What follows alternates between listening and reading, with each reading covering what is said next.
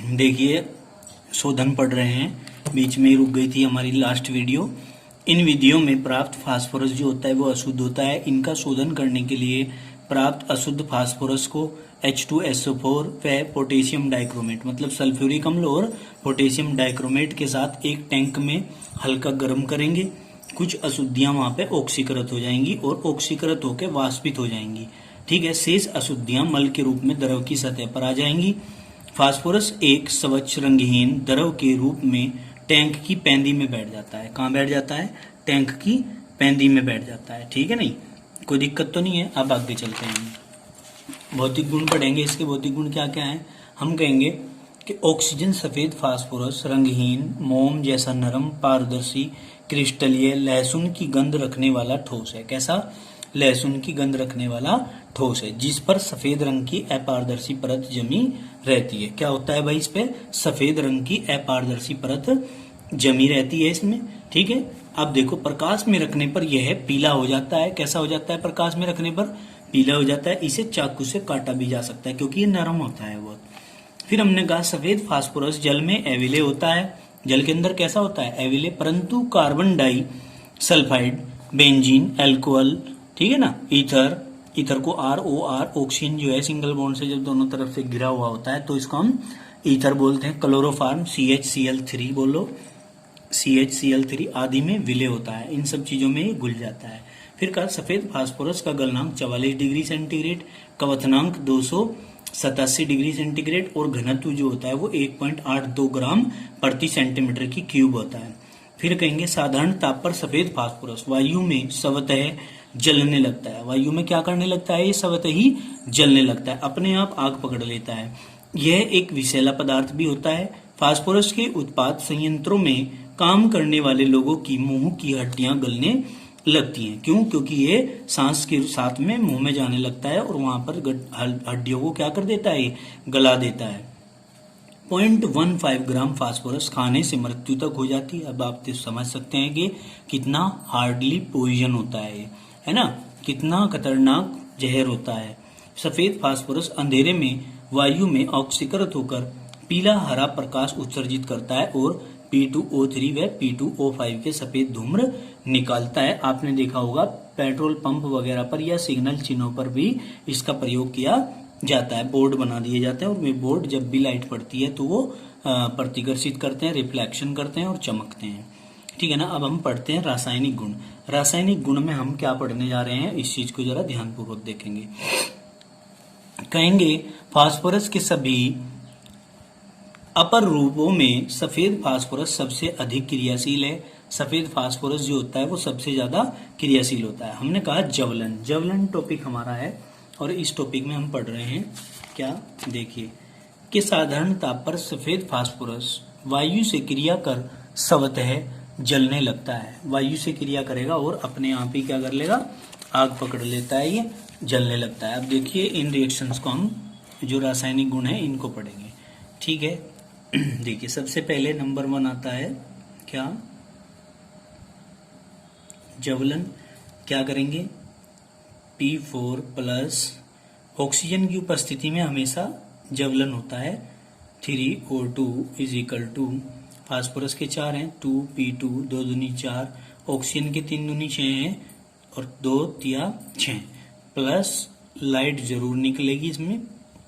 ठीक है ना, लाइट प्रकाश उत्पन्न होता है, इस बात को आप भूलेंगे नहीं। फिर हमने कहा एक प्रकार से और रिएक्शन हो सकती है P4 plus 5O2 is equal to 2P2, 2 दूनी 4 और 5 दूनी 10, 2 पंजे 10 प्लस LiGHT लाइट, ये बन जाएगा। ठीक है कि नहीं? ये रिएक्शन ज्वलन की रिएक्शन होगी। अब दूसरी रिएक्शन आती है इसमें, तो कहते हैं रिएक्शन विद हैलोजन। क्या लिखेंगे? Reaction with halogen. देखिए P4 प्लस 6Cl2 रिएक्शन करा दीजिए। दो तरीके से रिएक्शन हो रही है। P4 प्लस 6Cl2 तो क्या करेंगे? 4 कॉमन ले लिए, 6 दूनी 12 है। 12 ऐसी संख्या है जो 4 कॉमन लेकर के काम चल जाएगा। 4 फास्फोरस के हैं तो 4 एकम 4 और Cl के 6 दूनी 12 तो 4 तिया 12। इस प्रकार से रिएक्शन कर सकते हैं। P4 plus 10Cl2 is equal to, अब क्या करेंगे 4 कॉमन ले लेंगे, 4PCl के 10 दूनी 20, 10 दूनी 20 हैं तो हम क्या करेंगे Cl के 4 पंजे 20। तो इस प्रकार से आप लोग फास्फोरस पेंटाक्लोराइड को बना सकते हैं फास्फोरस की सहायता से। फास्फोरस की रिएक्शन विद हैलोजन जो टॉपिक है उसमें आप लोग इन दोनों रिएक्शंस को पढ़ सकते हैं। अब रिएक्शन करेंगे इसके बाद कि सल्फर के साथ रिएक्शन। अब सल्फर के साथ कैसे रिएक्शन करेंगे, थर्ड पॉइंट है हमारा रिएक्शन विद सल्फर। क्या करेंगे भाई, सल्फर के साथ सफेद फास्फोरस सीधे ही क्रिया करता है, सीधे डायरेक्टली क्रिया कर लेता है। P4 plus 6S is equal to 2 common ले लीजिए 2P2S 2 तिया 6। इस प्रकार से रिएक्शन कर सकते हैं। P4 प्लस 10S 10 सल्फर के लेकर के भी हम रिएक्शन को कर सकते हैं। कैसे, 2P2 और सल्फर के 2 पंजे 10, आप इस प्रकार से रिएक्शन को कर सकते हैं। ठीक है, अब आगे चलते हैं धातुओं से क्रिया। नेक्स्ट रिएक्शन आएगी धातुओं से क्रिया हमारी। तो ये हमारा पेज चूंकि पूरा भर चुका है रिएक्शन करते करते, अब हम इसी दिशा में आगे बढ़ेंगे। एक पेज हमारा कंप्लीट हो गया। अब हमने करना है धातुओं से क्रिया। धातुओं से क्रिया कैसे करेंगे, नेक्स्ट पॉइंट है हमारा ये 4, क्या है, reaction with metals. Reaction with metals क्या करेंगे, देखिए सबसे पहले first reaction P4 plus 12Na, 12Na के साथ मतलब सोडियम के साथ रिएक्शन करेंगे। इसी प्रकार P4 प्लस 6Ca कैल्शियम से रिएक्शन करेंगे, ठीक है ना। और इसी प्रकार हम P4 प्लस 6Mg से रिएक्शन करेंगे। ये सब क्या हैं, ये सारे के सारे मेटल्स हैं। क्या हैं, मेटल्स हैं। तो जब इनको हम हीट करेंगे तो क्या क्या रिएक्शन होगी, देखिए 4 हैं यहाँ पर, 4 हैं। तो हम 4 कॉमन लेके यहाँ इस रिएक्शन में 4 कॉमन लेते हैं। तो हम क्या करेंगे 4 Na के 12 हैं, Na3P 4 एकम 4, 4 तिया 12, पूरे बन के सोडियम फॉस्फाइड बन गया। यहाँ पर कैल्शियम के 6 हैं, फास्फोरस के 4 हैं। तो हम क्या करेंगे यहाँ पर 2 कॉमन ले लेंगे, 2Ca3 2 तिया 6 और 4 इसके हैं, 2 दूनी 4, 2 दूनी 4। इस प्रकार से कैल्शियम फॉस्फाइड। यहाँ पर P4 हैं, Mg के 6 हैं। तो हम यहाँ क्या करेंगे, Mg के 6 हैं हमारे, तो 2Mg3 2 तिया 6, ठीक है, 2 तिया 6। और फास्फोरस के 4 हैं, तो हम क्या करेंगे 2 दूनी 4। बताओ इतनी बात समझ में आ गई क्या, ठीक है, 2 दूनी 4 और 2 तिया 6। अब हम करेंगे NaOH विलयन से क्रिया। कैसे, इसी के साथ साथ में यहीं पर ही रिएक्शन को कर देता हूं, इसी पोर्शन में reaction with NaOH solution. Reaction with NaOH solution क्या करेंगे, देखिए P4 प्लस 3NaOH के लेने हैं और प्लस आप सॉल्यूशन की बात कर रहे हैं तो 3H2O भी लेने पड़ेंगे इज इक्वल टू। सोचने की बात है कि बनता क्या क्या है, ध्यानपूर्वक देखेंगे। यहां से आपने हाइड्रोजन ले लेने हैं, कितने हैं, 3 हैं। फास्फोरस का 1, ये रहा, हाइड्रोजन के 3, ये रहे प्लस, pH3 तो अलग हो गया। अब हमारा क्या बचता है, फास्फोरस के 3 तो यहाँ बच जाते हैं, Na के 3 हैं, ऑक्सीजन के 3 यहाँ हैं और 3 यहाँ हैं, 6 हो गए, और हाइड्रोजन के 6 हो गए, ठीक है। तो हम क्या करेंगे 3 कॉमन लेते हैं, 3Na, ये आगे 3Na यहाँ पर हमारे, ठीक है जी। अब हाइड्रोजन के 3 दूनी 6 हैं, तो मैं क्या करूं 3 दूनी 6, फास्फोरस के 3 बच रहे हैं, 3 एकम 3, ऑक्सीजन के 3 और 3 6 बच रहे हैं, तो 3 दूनी 6, मतलब NaH2PO2 बन जाएगा। 3 मॉलिक्यूल प्राप्त होंगे इसके, ठीक है ना। ये बन गया सोडियम बाइफॉस्फेट, ये आपका बन जाता है। और ये आपका फॉस्फीन, PHOSPHINE, फॉस्फीन आपका अलग हो जाता है। क्लियर होगी। अब इसके बाद कहते हैं कि ताप का प्रभाव। ताप का प्रभाव क्या पड़ता है? हम कहेंगे निष्क्रिय वातावरण में गर्म करने पर सफेद फास्फोरस लाल फास्फोरस में बदल जाता है। काय में? सफेद फास्फोरस लाल फास्फोरस में बदल जाता है। देखिए कैसे रिएक्शन को करते हैं। ये है P4, ये सफेद रंग का है। यहां पर कैसा है? व्हाइट। इसको आप 240 डिग्री सेंटीग्रेड पे गर्म करेंगे। कहाँ पे? 240 डिग्री सेंटीग्रेड पर निष्क्रिय वातावरण में, ठीक है। अब ये P4 रेड में चेंज हो जाता है। कहाँ में?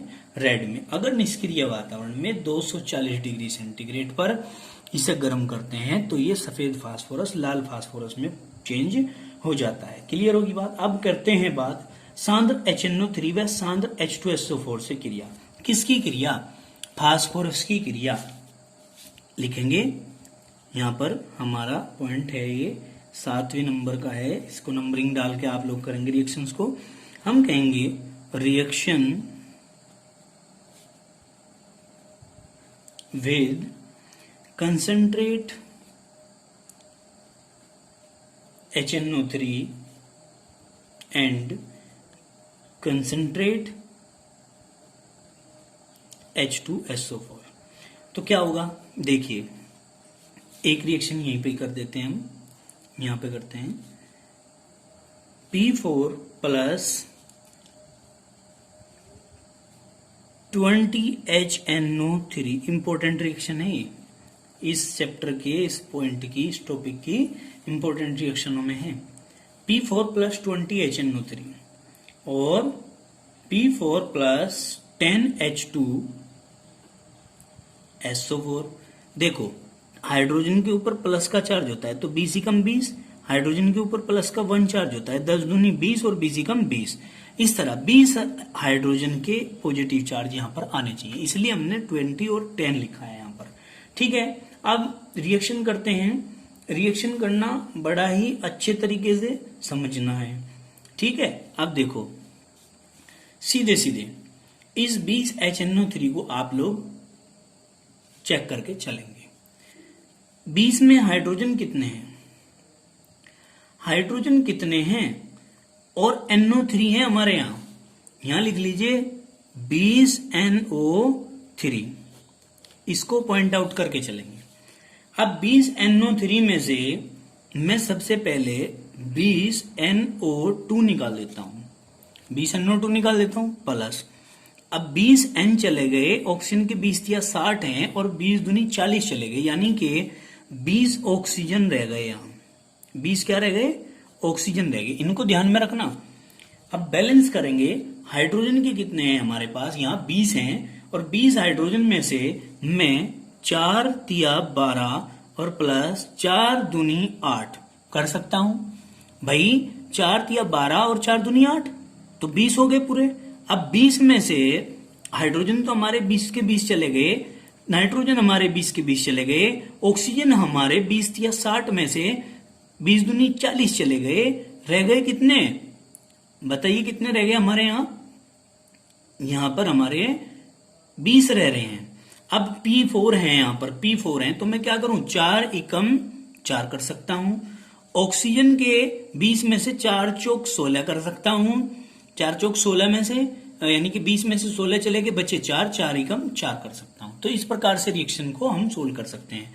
इसी प्रकार यहां देखेंगे, इसमें 10 SO4 हैं। कितने हैं? 10 SO4 यहां लिख लो अलग से, 10 SO4, इसको आप चिन्हित करके चलेंगे। तो आप क्या करेंगे? यहां पर 10 SO2 लिख दीजिए प्लस 10 SO2 चले गए। अब 10 चौक 40 में से 10 दूनी 20 चले गए, 20 रह गए हैं। तो आप क्या कर सकते हैं? यहां पर 4H3 4 तिया 12, फास्फोरस के 4 हैं, 4 एकम 4। अब 20 सल्फर के यहां पर 10 चौक 40 ऑक्सीजन के थे 40 में से 10 दूनी 20 चले गए, 20 तो रह ही रहे हैं। अब में जो 20 रह रहे हैं, ठीक इसी तरह 4 चौक 16 और प्लस 10 दूनी 20 में से 4 तिया 12 चले गए थे, यहां पर रह गए 4 दूनी 8 और 4 एकम 4। इस प्रकार से ये रिएक्शन आपकी बैलेंस हो जाती है।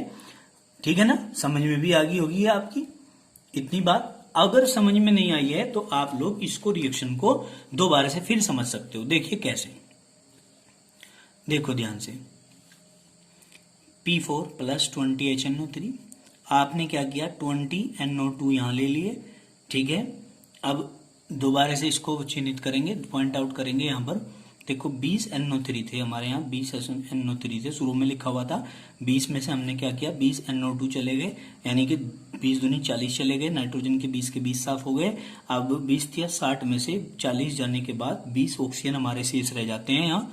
अब 20 ऑक्सीजन शेष रह गए थे तो हमने क्या किया, यहाँ से हाइड्रोजन के देखे कि हमारे पास 20 थे, 4 या 12 और 4 दूनी 8, 12 और 8 हो गए 20। फास्फोरस के 4 थे, 4 एकम 4। ऑक्सीजन के हमारे पास कितने थे, 20 बच रहे थे, 4 चौक 16 और 4 एकम 4, 20 पूरे हो गए। इसी तरह हमने दूसरी रिएक्शन करी, P4 plus 10H2SO4 is equal to, यहाँ से SO4 के कितने हैं हमारे पास 10 है, तो हमने क्या किया 10SO4 में से 10SO2 यहाँ दे दिए। ठीक है, अब हमारे ये समझ लीजिए 10 चौक 40 थे, 10 दूनी 20 आ गए हैं, 20 ऑक्सीजन के रह गए हैं। तो हमने क्या किया 10 दूनी 20 में हाइड्रोजन के थे ना, अब हाइड्रोजन के भी 10 दूनी 20 थे, ऑक्सीजन के भी 20 बच रहे हैं, तो हमने क्या किया 4 तिया 12 लिख लिया, और फास्फोरस के चूंकि 4 थे तो 4 एकम 4 लिख लिया।